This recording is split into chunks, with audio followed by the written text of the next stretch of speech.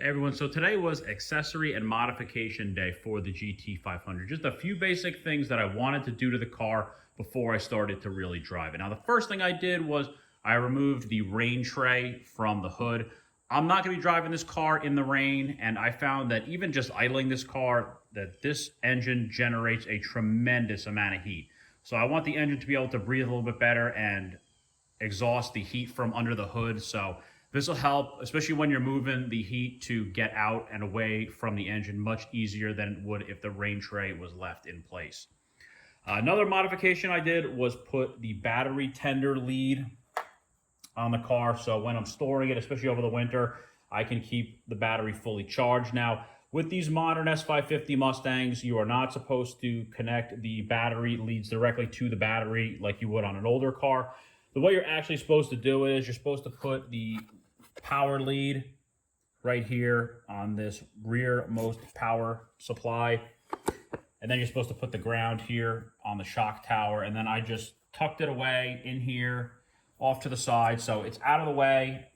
When I'm not using it, it's not too close to the engine and it shouldn't be a problem. So just a couple basic things I did under the hood.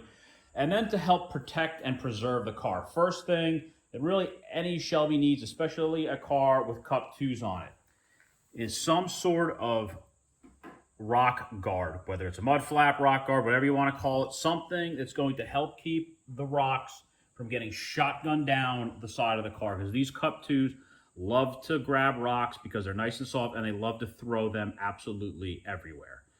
So this is from the Jaeger brothers. I used the exact same style mud flap on my 350. Very happy, real simple install, not a lot to it. They come very nicely packaged.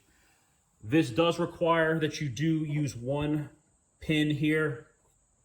They do give you two extras, which is really nice. So if you do break them, they are easy to get out, and you should be able to reuse the factory originals, but you have to pop the upper one off, and if you do break it, they give you a couple extras. And it does a nice job sticking out just enough where it's subtle, but it will help provide some protection from any rocks or debris that the front tires kick up, since unfortunately they don't put a mud flap on these from the factory. And then you just have a little rubber pad here you have to stick on when you do it. But this is an easy 5-minute install anyone could do, and it's pretty easy to take it off. If when it's time to clean it, you want to give that thing a good scrubbing, it's very easy to get off. Next, I added a set of jacking rails to this car. These cars, since they're a unibody, they have pinch welds, and it can be very easy if you jack these cars up in the wrong spot that you could damage those pinch welds. So what I did was I used my dual jacks with my pinch weld blocks, lifted the side of the car up, and put blocks underneath the tires just to support the car while I was under work. And that'll be the only time I'll ever have to use the pinch weld blocks on this car. So they come with two rails. The driver's side is a little bit longer than the passenger side, and it's the exact same rails that I have here on the 350. So this is another super easy install that you only need a few tools to do. These will fit any of the S550 coupes. They're all the same.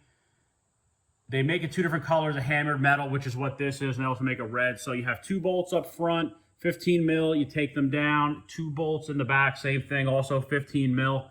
There's a little bit of excess seam sealer in the front you have to remove just so you have enough room so they sit flush.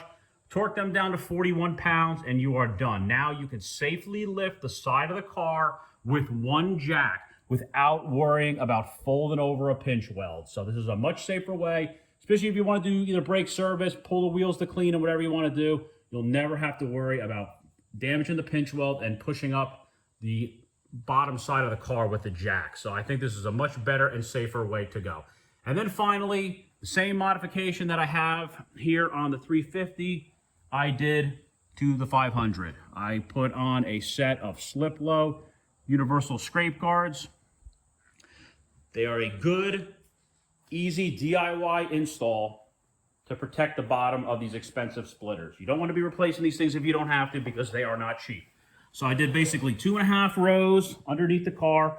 I actually mounted the front row backwards in between the bolts on the splitter. So now if I have to take the splitter off for any reason, I don't have to remove the slip loads. Another smaller row in the middle, and then in the back, another full length row. And then I added a row underneath each one of the splitter wickers. So again, easy, simple, universal way to do this. There's really no right or wrong. It's completely up to you how much you want to put on the car.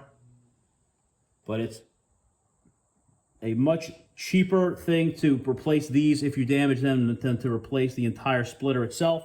So they have saved the GT350 splitter, and I'm sure they will do the same thing for this car. So real basic modifications. They were all just very simple things, easily removable, that I was able to use just hand tools to do all this stuff. And all of these modifications will help to protect and preserve the GT500. So hope you enjoyed the video. Thanks for watching.